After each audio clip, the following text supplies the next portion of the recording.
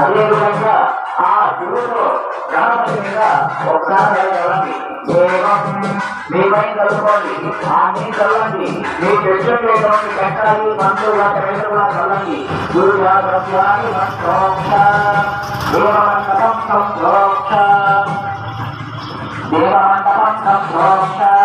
అసలు ఆ మౌలపాలని ఊరి అదేవిధంగా గణపతి కార్మిక పక్షులు గురి చేస్తాం.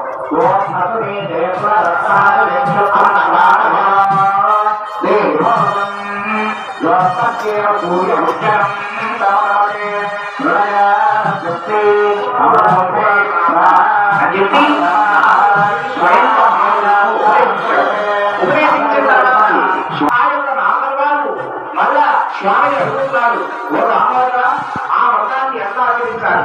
ఇది వాళ్ళు ఎవరైనా ఆచరించున్నారా? ఆ వ్రతానికి కావాల్సినటువంటి సామాన్లు ఏంటి? అసలు ఆ వ్రతాన్ని ఏ ఏ మాసాల్లో, ఏ తిథి వార నక్షత్రాల్లో, ఏ సమయాల్లో ఆచరించాలి? ఇదంతా కూడా సవిస్తరంగా చెప్పవయ్యా అని చెప్పి మళ్ళా నారదుల వారు మహావిష్ణువుని కోరారు.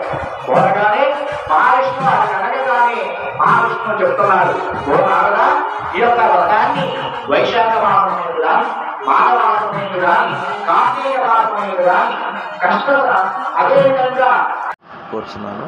జయ శ్రీరామ్.